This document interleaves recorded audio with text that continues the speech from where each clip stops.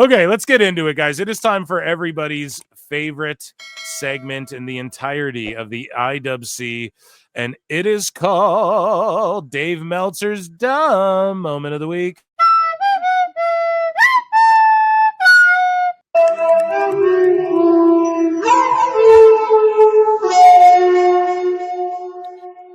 So again, Sean Ross Sapp, as we covered in the Sicko segment, he's like, nobody, just because a podcaster said that Moxley's in a skinhead group, that's not true. And then we have Brian here. Maybe this is Meltzer's clip, but we played the video. You can go back of Brian explaining this. Brian on this show in the past. You can look it up. What did you think about Jon Moxley unleashing Marina Fear on the... We talked about that. The backstage guys, though. We talked about it. Well... I mean, the backstage actors were beyond... It was because of the actors in the back. They were so horrible. I mean, my God. What movie did Jon Moxley watch? I actually know the movie you watched. What is it? Because there's... So, Bryan Alvarez, their sources then meet. No, Moxley talks to the sheets, bro. He talks directly to Observer. Okay? He talks directly to Dave and Bryan. You guys know that? Like, come on, man. He phones... It'll be 2 a.m. in Japan. He'll be in his hotel room bleeding, not even showered yet, still bleeding, and I call Sports Illustrated for an interview, man. They're in America. It's 2 a.m. here, but that's what the kind of guy Moxley is. He told them directly it's what he's doing. And we know he pulls from movies. There's going to be things that are going to have to be explained if this is going to be one of those we're taking it from legitimate movies and weaving it. Yeah, Thecka is what I was about to say. Thekla rules, dude. I was about to say Thecka rules. How funny is that? But yeah, Thekla rules, dude. Into wrestling because Romper Stomper, Australian, is technically not a swear, YouTube. In cult classic, 1992. He was playing Russell Crowe in what he was doing. All right. Not making this up. Yep. That's a scoop for you. That was the best part of Collision. So, Max, that was the best part of Collision. It's called Fighter Fest. Or I guess they switched it to Collision. What a bunch of scrubs. Why would they turn it to Collision? But yeah, no, you guys are right. I fully agree. This was the best part of this whole show, this whole Fighter Fest. And then, of course, they have people run out. Aminata, who's been like, I haven't been wrestling lately. So we're getting Aminata versus Thekla, meaning Thekla is going to be an ROH and not really AEW. Or else Thekla or Aminata's just here. See, I told you guys a long time ago, this is how AEW books all women's wrestling. Woman fights woman. Woman debuts. Woman runs out to help woman. Tag match. Or the woman who runs out to help fights the woman that she helped against. They do this. It's the exact same thing every time. Anyways. Now we can go back to some of the Rocky storylines. So here, Alvarez that's trying Brian. We just had to bring that out there for this dumb moment. So Dave Meltzer edits tweets. So Dave Meltzer says, he and I have discussed the methodology talking. Okay, well, he gets asked. I'll take Brandon Thurston's breakdown that says that Raw's down slightly from last year. He's actually an expert with the numbers.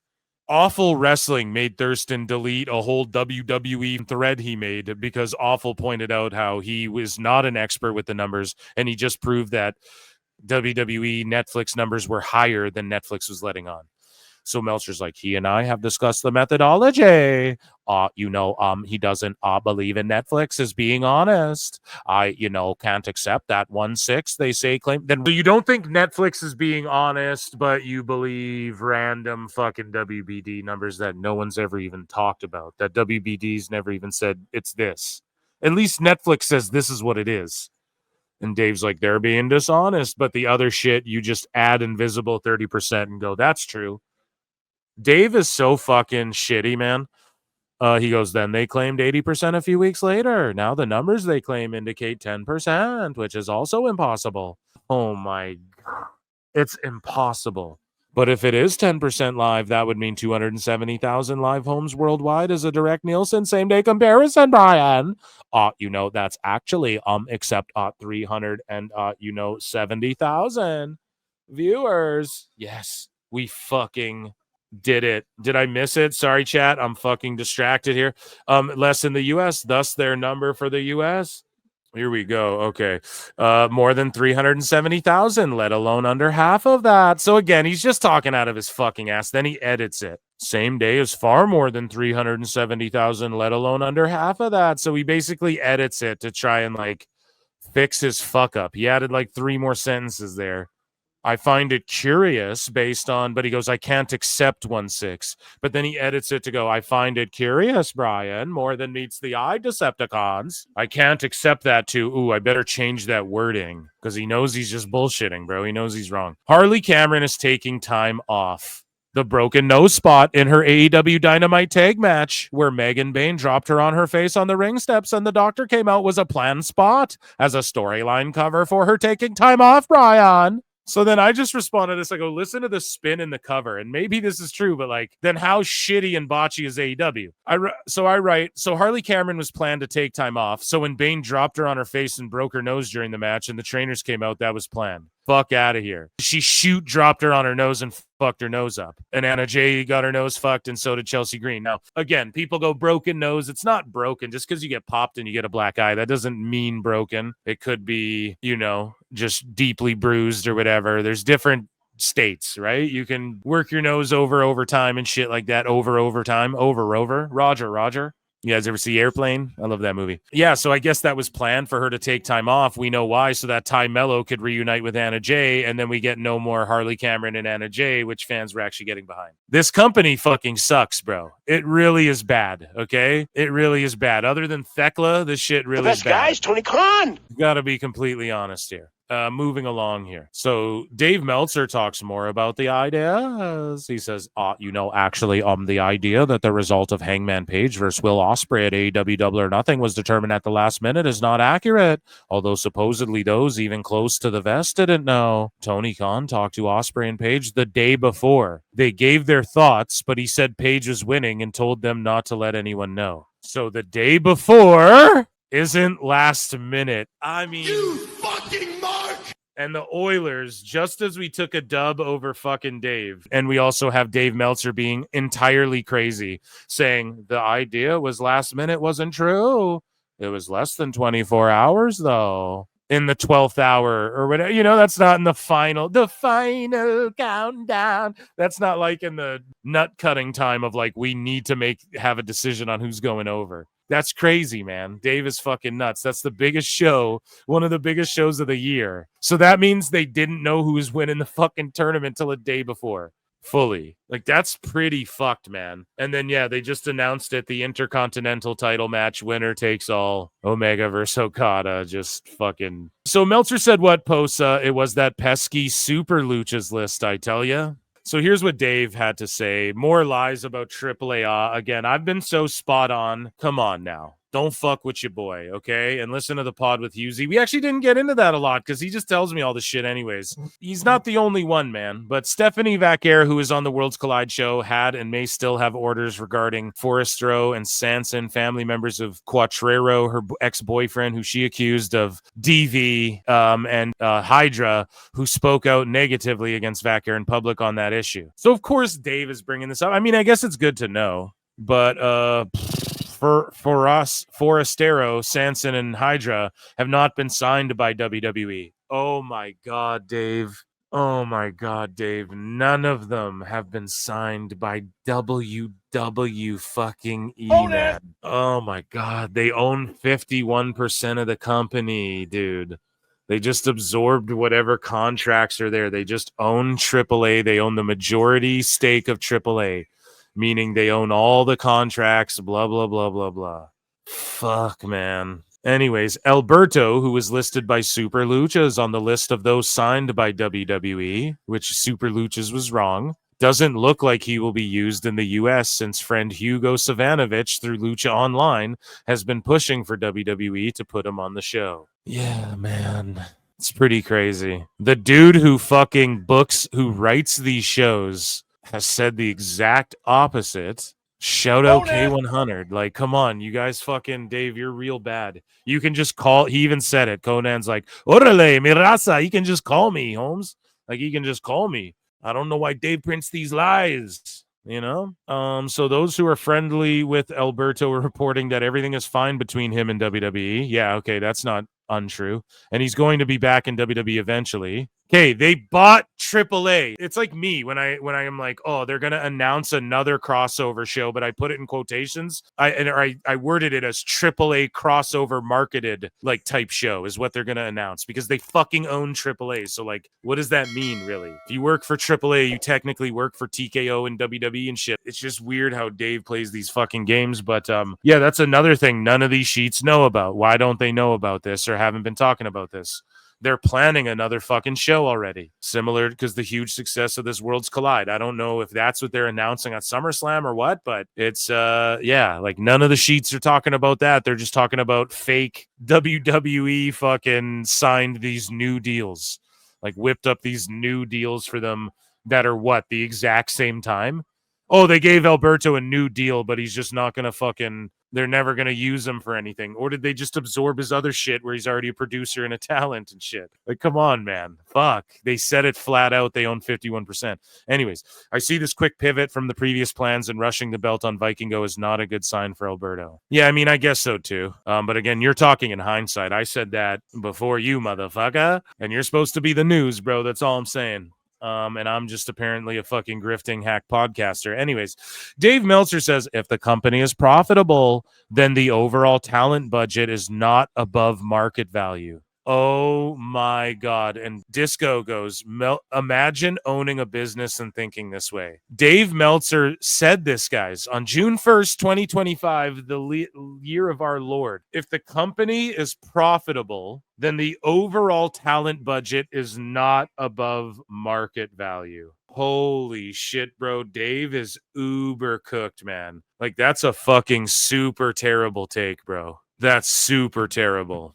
And I don't even know like how to break this down. I wish fucking Disco would break it down further. Learn, baby, learn. Meltzer Inferno.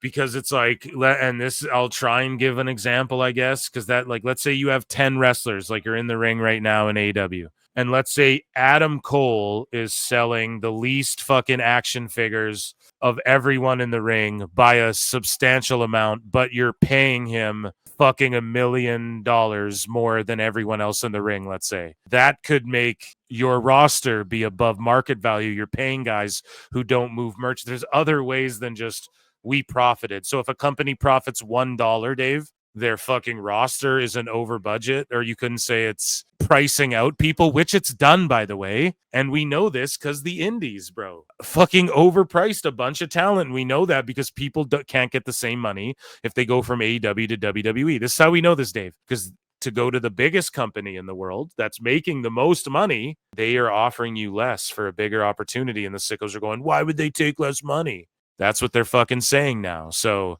no, like clearly the more money isn't fucking the end all be all. And Dave just, none of these people can understand this. And Dave keeps galvanizing sickos with shit takes who can't, and these people can't think for themselves. So they just fucking parrot what he's saying.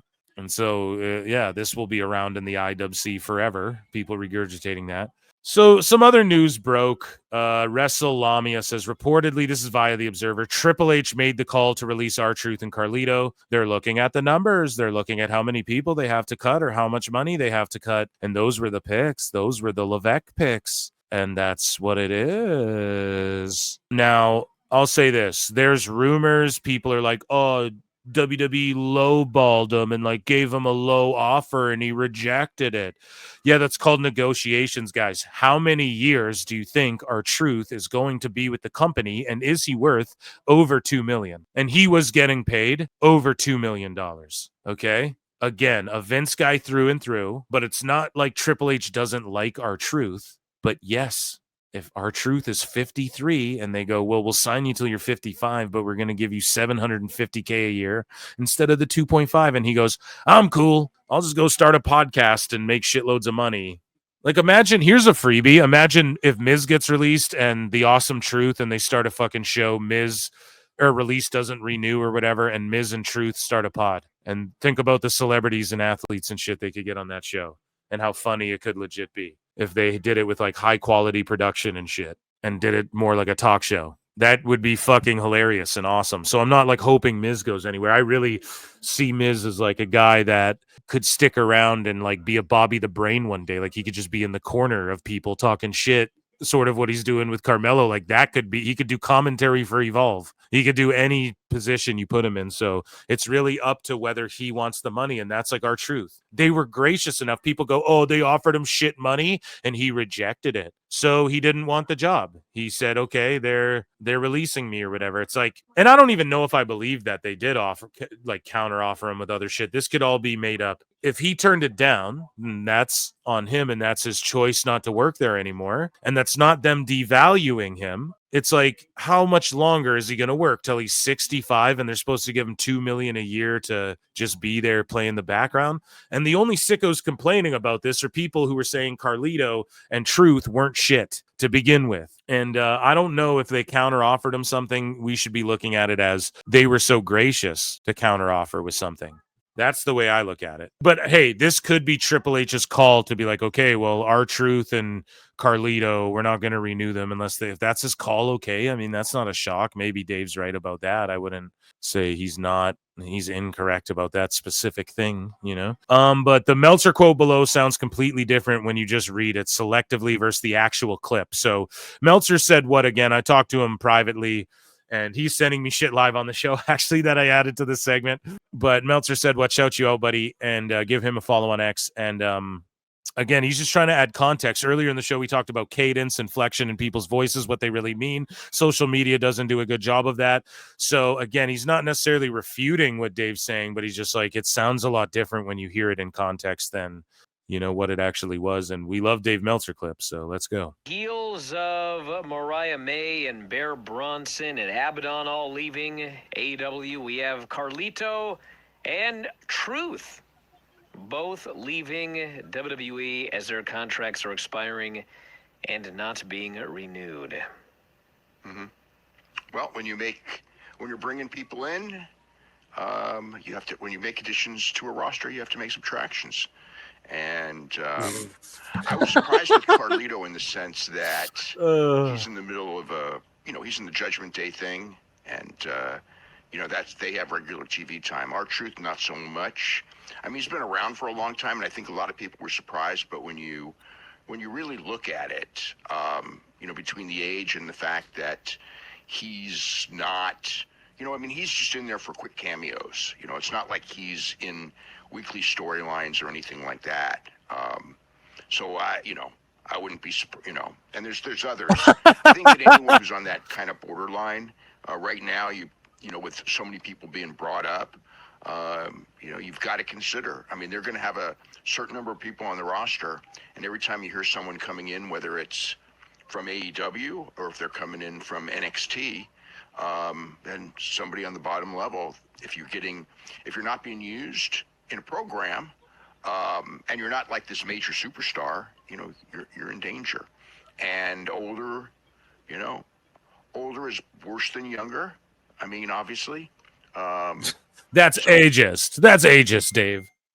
Those were they're just choices. There's numbers. They're looking at the numbers and they're looking at how many do we have to cut or how much money do we have to cut. And those were the picks. Those were the Levesque picks, and that's what it is. I know a lot of people. I don't think they lose anything by losing Carlito. R-Truth is really funny. Well, the Carlito one is weird because with Truth, it's like they did that last big run. He had the big. Speaking of run, this fucking overrun. Like, come on, man. Just learn your lesson, Tony. This show stinks. Short feud with John Cena. They had the Saturday Night's main event match, and then he lost. And then he lost Jeff Cobb. But with Carlito, it's like he wasn't doing anything. He wasn't doing anything, yeah, but he's in Judgment Day. And it fucking sucks that on Raw, like, I'll call it out, they just didn't even mention anything. He's just not there. So now Meltzer said what responds to that with 2 more clips, okay? And he says, we've reached a point of online fandom and bait engagement accounts where Bryan Alvarez has to be the voice of reason to talk people over the ledge of WWE. Here's trying Bryan, ladies and gentlemen. I gotta talk about Truth and Carlito. Because I don't want to fight with people. I'm trying not to fight with people anymore. But man, oh man, people are like, what a horrible company WWE is for cutting Truth and Carlito. It's like, listen, I get it. You don't like WWE. You don't like Hunter. Okay? But dude, it's a business and people are going to come and people are going to go. I realize everybody likes Truth. I like Truth. I don't want to see anybody get cut. Okay? But it's going to happen. Okay? And like, even, what's funny about all of this? Well, of course their own wrestlers were sad. You don't think people were sad when, name anybody who got cut. Unless you're universally hated, it doesn't matter who you are in what company around the world, when you get cut, there's going to be people sad. I like Truth a lot, okay? I think he's great. But the fact of the matter is, he had a huge contract that they paid him for years and years and years and years and years and years. And for most of that time, he didn't See, trying Bryan, man. Bryan's cooking here. do much. And it's not like I'm saying he deserves to be fired, but my point is this. He's 53 years old, and for years, he made really, really, really big money. Unless he is an absolute idiot with his money, he's set for life. Like, think about all of the people. See, everyone's like, oh, he turned down the money they offered. It's like, yeah, he's able to do that because of WWE. He's able to do that. Like, what the fuck don't you people understand about got this? cut. Did you guys read Carlito's, the tweet that he made when Carlito got cut? He literally joked, my lawyer contacted me that I may need to pay WWE money back. He literally was stating, I stole money the last couple of years. They paid me a ton of money, and I didn't do anything. Carlito joked about that. So, listen, Mariah May. Do you guys hear the negative? Like, there's zero reaction in this building. Like, it's literally quiet as a fucking... You could hear a fly take a shit. Gone from AEW. Abaddon, gone from AEW. The Bear Bronson, I think it was Bear, got released. He's gone. There have been others from AEW that have been gone. There are others from WWE that have been gone. Like, they're going to leave one place, and some of them are going to go other places. Some of them are going to have to figure out something to do with their lives, but it happens. Like, no one is a horrible person for letting somebody who had a gigantic contract for decades. It's just like, these aren't terrible people. It's just business. Why does this have to be some tribal thing? It happens. It sucks, but it happens. Right? Right. Right, Alvarez. You're actually right about something. Based Alvarez. So here's a throwback clip of Jim Cornette and Dave But the Meltzer. question is, when they And talking about, like, pretty much Meltzer agrees with Cornette. Like, dude, this is a throwback clip of 2019. And, Meltzer pretty much agrees. Like, bro, if they're not in the millions or around 2 million viewers or whatever, then they're fucked. Right?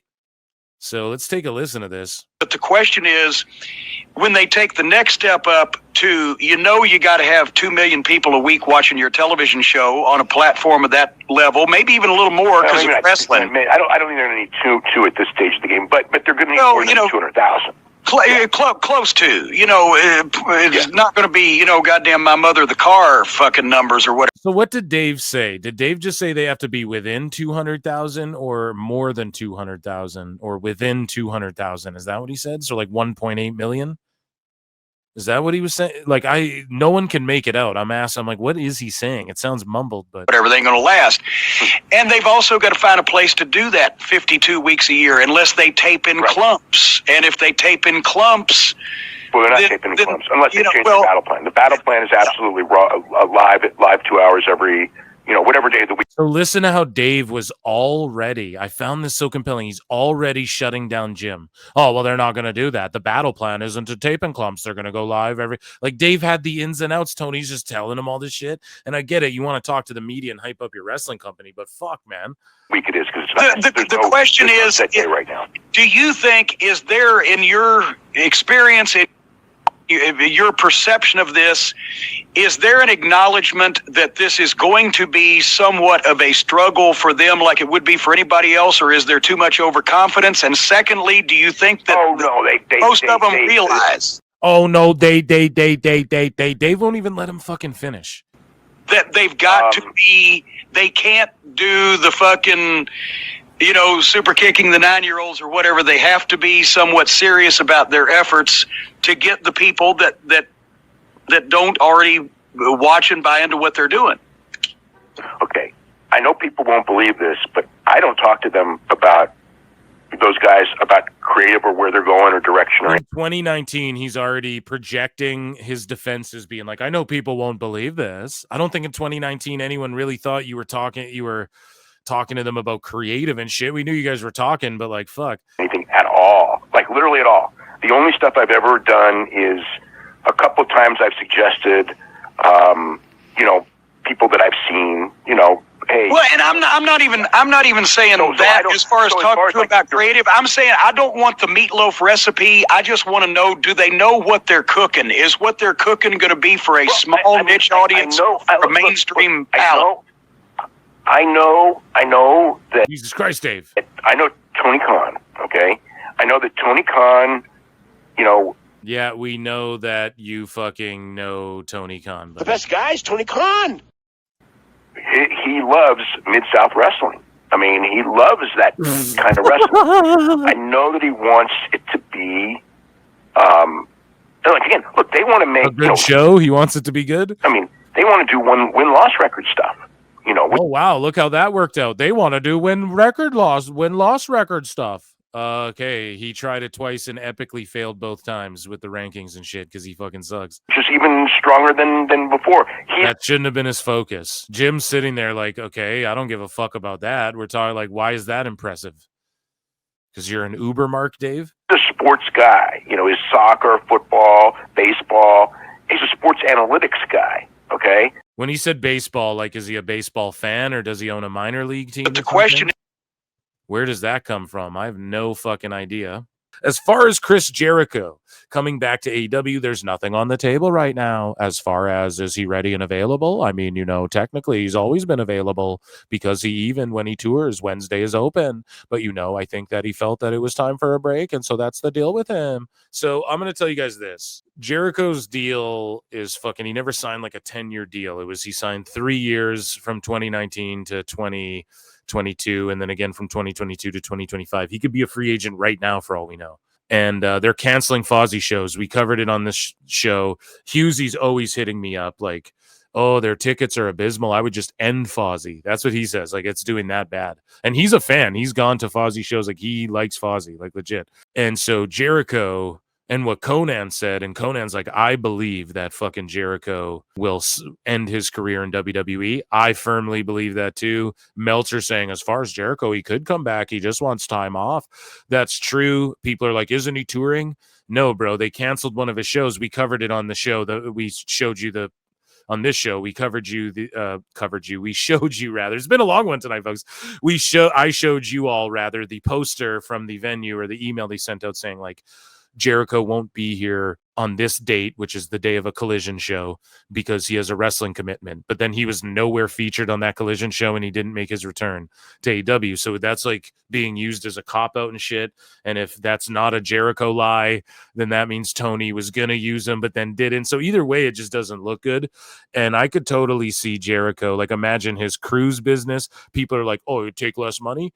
Yes, he's made millions and millions. Go to WWE, take $1 million a year. Your cruise gets popular again because you can use TNA and WWE guys and AAA guys. And then your fucking Fozzy shows get second life because you make a new hit, right? So it was Enemy, then it was Judas. I think they had another song that got pretty popular. Make a new hit and make that your theme in the TKO era. And Jericho could just be like an attraction for them. And he could do his Fozzy one-man show, whatever, with like the way they promote the Undertaker thing, and they can make $1 million a year back off Jericho. They'd know how to, WWE would know how to do it. Fanatics would know how to do it, right? And Jericho, like Conan said, you don't want to be walking through the airport and, hey man, when you coming back to wrestling? And it's like, well, I am wrestling in AEW. What the fuck is that? You know? And Jericho had a guy on his podcast where he's like, what's AEW? And he didn't even know Jericho was still wrestling. And he's like a famous musician guy or something. So I don't know.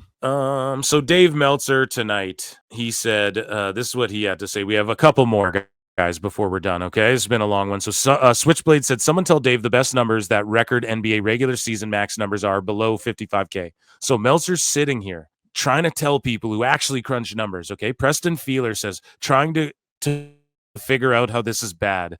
It is still more than double the viewership of Dynamite, which still can't beat developmental NXT ratings. Will have ups and downs, especially in the summer with people not at home on the weekends, whatever. I have no idea what position this guy's taking. It doesn't matter because Dave says for it to be double the viewership of Dynamite, that would mean. Oh, it's like Inception. It's like Time Cop. Stupid idiot. Jesus Christ, man. That would mean 55,000 viewers on Max, a figure that is preposterous. And Dave is saying 55,000 is preposterously low. That's what Dave doesn't understand. Switchblade's going, someone tell Dave the best number that the record NBA regular season max numbers do are below 55K. And Dave is like, that's preposterously low, 55K. He's not saying preposterous as in there's no way they do more than that on Max. He thinks it's hundreds of thousands. I'm telling you, once you hit the hundreds of thousands, you're talking beating LeBron James and the Lakers and the Mavs. They're not doing that. I'm so sorry to break that to everybody. Don't break my heart, my achy, breaky heart, Brian. So Meltzer goes, SmackDown Friday did 1.38 million, 0.34. It's like super good for wrestling on TV in 2025. But the number one show sometimes is like 1.5 million, you know? So it's like, all right, both with Cena on the show and Cody and no NBA. Shocking, honestly. And then your boy Phil responds, Gadzooks, Meltzer is shocked. He's so shocked. It's so shocked that this number, a perfectly fine number for where we are in the summer and shit, but with Collision, he's like, has nothing. He's not shocked or anything. So then Meltzer responds to Mr. Nobody. Mr. Nobody says, when did WCW start to lose ticket sales after they were hot? Because didn't that last another year or so, even when the product was horrid and ratings were starting to slide? Meltzer goes, ticket sales fell before ratings and faster than ratings. AEW the same. Ticket sales fell faster than ratings. So it's happening with AEW, and you're just like, whatever. It's not going to end up like WCW. So you're literally identifying a pattern that I've pointed out a billion times, and so have a million other people. That's the same as failure WCW, and yet you guys you're just like, oh, it's all good though. Oh, and I removed the one. Oh, I fucked up there. I removed it too quick. So Meltzer said there, he's like, fuck, I shouldn't have removed it. Meltzer goes, the Observer is must-see TV, Brian. And I was like, yo, I'm going to bake Dave's ass in a must-see PWT tonight. But yeah, Dave Meltzer, I'm going to find it. He's like, it means the Observer is must-see news or whatever. Just feeling himself a little too much, right? So there's Dave Meltzer, Observer is the must-see. That's all the details. Bro, Jesus Christ, ain't nobody trying to see that shit anymore, bro. And then Neckbeards posted this while we were on the air. Unbiased journalism. Here's Dave again, just telling people, like, shilling for the company. Let's see you do this for SmackDown. So Dave goes, if you are DVRing the AEW show tonight, manually check. I just checked and saw it was only recording the first 2 hours because it was listed as Collision in hour 3 and 4. And for some reason, Collision, actually it didn't record because, on my service, it only records Collision and TNT and not when it's on TBS. Imagine, like, people say I'm a fucking drone. Imagine me doing this grunt work trying to explain to people how to watch this show. And it's not like, I'd respect it more if Dave put out a bot copy and paste thing that was like an email sent out.